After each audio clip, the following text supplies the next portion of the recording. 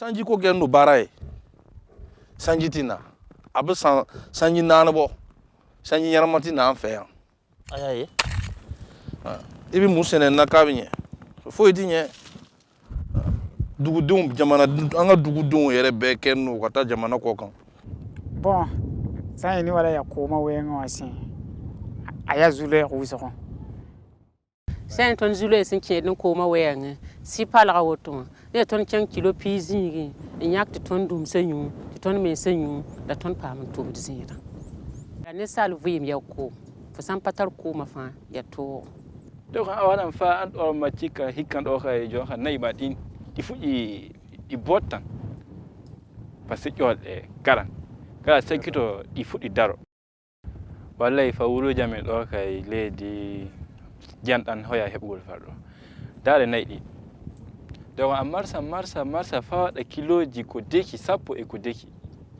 bala yum tanten ko ma wa ko tenga ton non tu makan ko nga ton no ni ga yikani yunga rahma yibla man la bewlan tabara son nan pam ko mo nyu bal ba tar yam non na ngom te ko kaya tila hona yika men ba yam daw.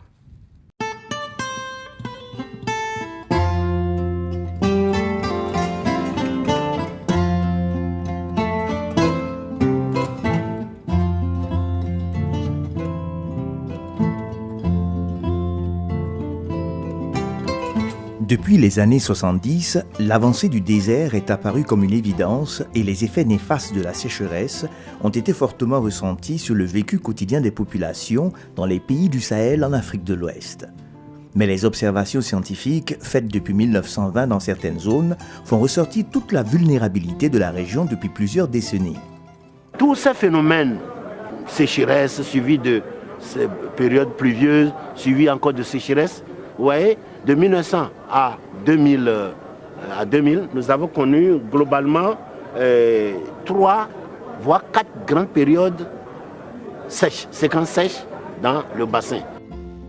Selon le directeur de l'Observatoire, les conséquences relevées de 1970 à nos jours dans le bassin du fleuve Niger sont une baisse entre 20 et 30% de la pluviométrie, une baisse de l'ordre de 20 à 55% de l'écoulement des eaux du fleuve, une avancée significative du désert, une baisse du niveau des nappes souterraines, un changement notable dans les écosystèmes avec perte progressive de la végétation et de la biodiversité, une dégradation des terres et des eaux, un ensablement du lit du fleuve Niger, de sérieuses perturbations dans la pêche traditionnelle qui constitue la principale source de revenus pour certaines populations riveraines du fleuve. C'est au vu de tous ces éléments que les efforts avaient été concentrés sur la zone du Sahel avec un certain nombre d'actions pour mieux comprendre le phénomène.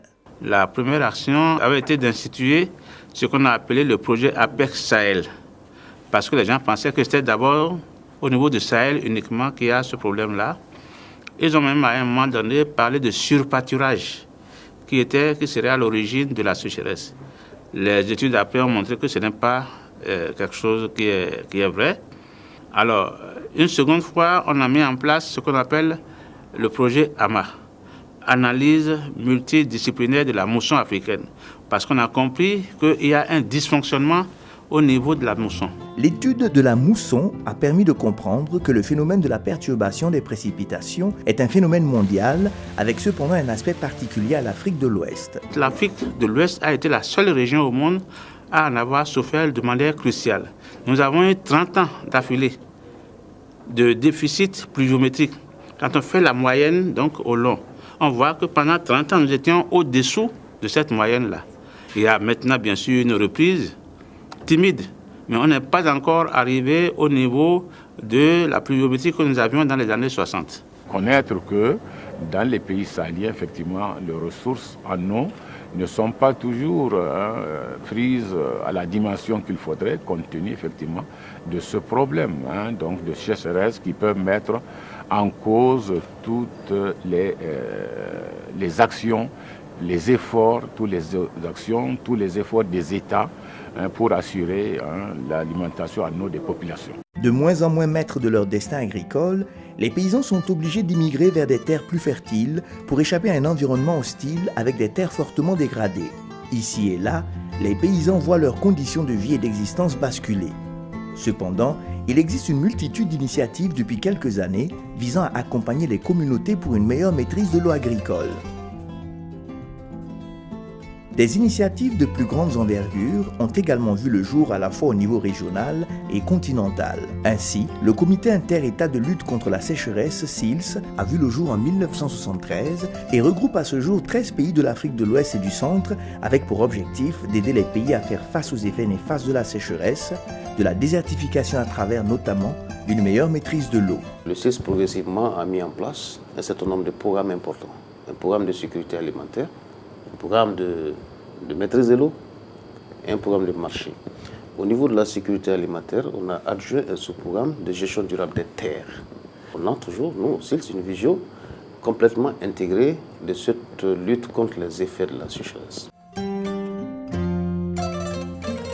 Au niveau continental, il existe l'initiative de la Grande Muraille Verte Sahara-Sahel, qui est un cadre politico-diplomatique pour mobiliser l'ensemble des parties prenantes contre la désertification, la dégradation des terres. L'initiative Grande Muraille Verte, ce n'est pas un programme, c'est un cadre politique, disons politico-diplomatique, pour lutter contre la dégradation des sols et pour mitiger l'impact des changements climatiques, de la sécheresse et de combattre l'avancement des déserts dans les zones arides.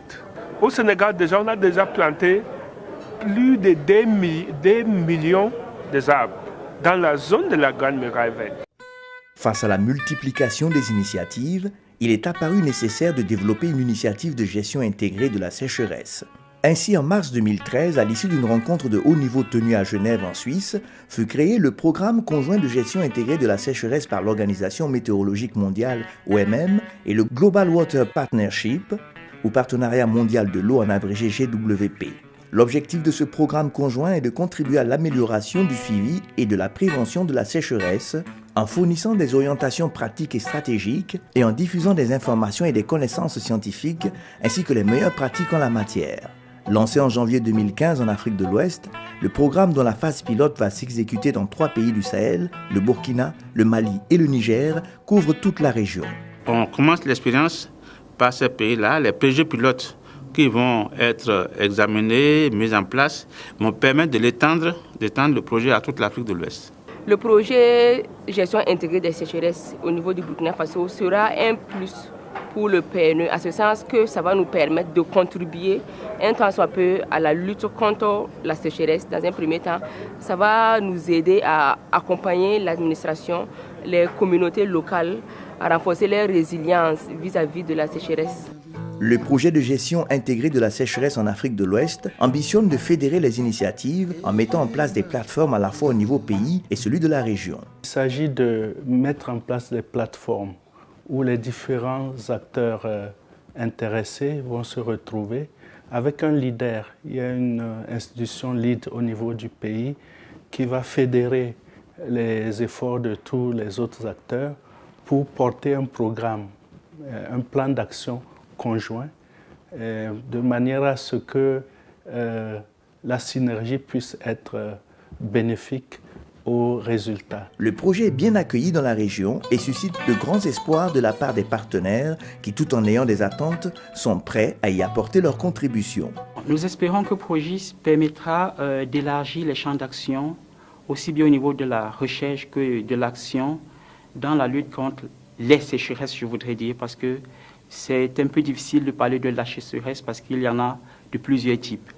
En fonction des domaines d'activité, on n'aura pas la même sensibilité face à la sécheresse, donc on aura des définitions différentes, qu'on soit hydrologue, agronome ou météorologue. Ce projet renforcera le partenariat entre les institutions en charge de l'environnement, en charge de la protection civile et en général en charge du développement comme dans le domaine de l'agriculture, comme dans le domaine de la protection de l'environnement. La question de l'eau est au cœur en fait des questions environnementales de manière large. Or, il se trouve que dans le débat sur l'environnement, la question de l'eau n'est pas suffisamment prise en compte.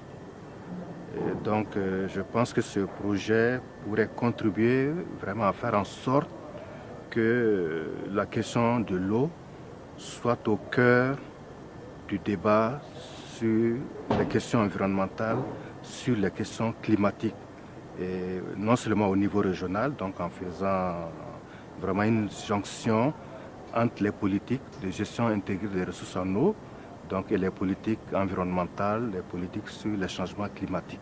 Tout le monde sait que la sécheresse entraîne donc le tarissement des points d'eau. Pourquoi ne pas vulgariser par exemple des techniques d'irrigation qui économisent l'eau, comme par exemple les techniques goutte à goutte. Nous disons aussi qu'il y va peut-être de la volonté des décideurs à mettre en place des solutions efficaces et durables en Afrique de manière générale pour lutter contre la sécheresse qui entraîne tout simplement la souffrance des populations, la pauvreté, et ce qui évidemment a un impact sur le développement. C'est un projet qui est capable en fait de susciter d'autres financements, et donc nous souhaitons que le projet soit mené très bien coordonné avec tous les acteurs pour pouvoir vraiment aboutir à un plus, pour apporter une contribution. Il y a beaucoup d'organismes qui travaillent sur ces aspects, mais je pense que la présence de l'OMM, c'est un plus, et nous souhaitons que ça apporte également un plus à la connaissance, à l'amélioration de la connaissance.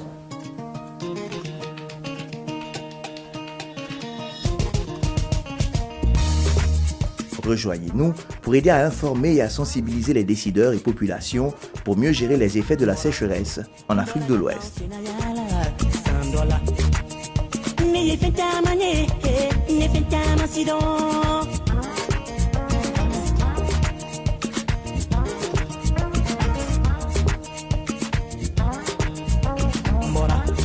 Mbora katan senayala sandola. Me fenta mane